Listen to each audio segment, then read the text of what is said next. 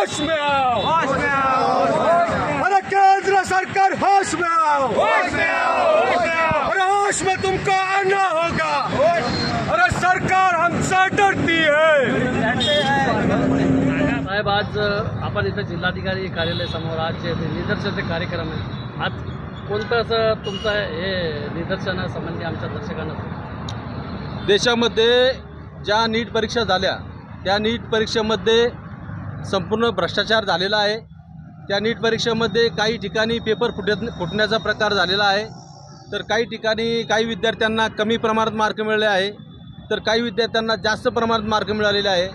आणि ह्या अशा कमी जास्त मार्कामुळे सर्व विद्यार्थ्यांमध्ये असंतोष पसरला आहे आणि एक संभ्रमाचं वातावरण एका विद्यार्थ्यामध्ये, सर्व विद्यार्थ्यांमध्ये महाराष्ट्रातल्या देशातल्या असं निर्माण झालेलं आहे। त्यामुळे विद्यार्थी आता येणाऱ्या समजा या देशाचं भविष्य आहे, तर या देशाच्या भविष्याचं खराब करण्याचं काम इथले काही समजा समाजकंटक ते पेपर फोडण्यामधून करत आहे। आणि या सर्व म्हणजे जे पेपर फोडले त्या लोकांना आम्ही CBI मार्फत चौकशी करण्यात यावी आणि त्यांना तात्काळ अटक करण्यात यावी अशी आमची मागणी आहे। त्यानंतर केंद्र सरकारने, राज्य सरकारने एक समिती गठीत करून याच्या खाजगी एजन्सी पेपर तपासणी करतात, या खाजगी एजन्सीला बंद करून या केंद्र सरकारच्या आणि राज्य सरकारच्या समितीने ते पेपर तपासावे आणि येणाऱ्या या विद्यार्थ्याचं भविष्य खराब होऊ नये यासाठी आम्ही आज हे आंदोलन करण्यात आले आहे। तसेच गेल्या 2022-2023मध्ये अल्पभूधारक समजा जे 5 एकराच्या शेतात जे असतील त्यांच्या सर्वात जास्त देशामध्ये, महाराष्ट्रामध्ये शेतकऱ्यांनी आत्महत्या केलेल्या आहे। तर सरकारला असं सांगणं आहे की जे अल्पभूधारक शेतकरी आहे, ते अल्पभूधारक शेतकरी त्यांच्या संपूर्ण टोटल कर्ज, पीक कर्ज सरसकट माफ करण्यात यावे।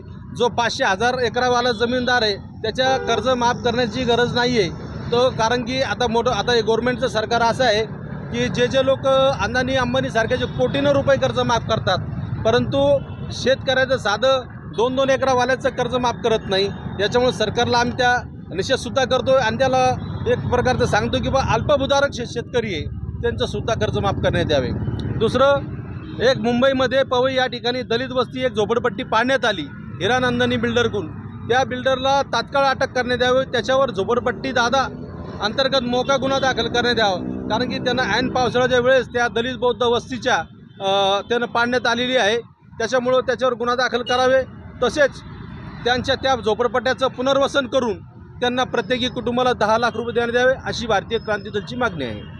आज तुम्ही उपोषण निदर्शनं केलं आणि शासनाने काही जर दखल घेतली नाही तर पुढची भूमिका काय राहणार? पुढची भूमिका आमची डायरेक्ट मंत्रालयावर आम्ही ह्या विषयावर आंदोलन करणार आहोत। नीट परीक्षा संदर्भात, तसेच अल्पभूधारक जे शेतकरी आहे महाराष्ट्रामधले त्या संदर्भात आणि जे पवईला जी घटना घडली, दलित बौद्धांची जी वस्ती पाडण्यात आली त्या संदर्भात आम्ही मंत्रालयावर आंदोलन करणार आहोत। तुमचं नाव सांगा साहेब? माझं नाव भाई शैलेंद्र मिसाळ, भारतीय क्रांती दल राष्ट्रीय अध्यक्ष।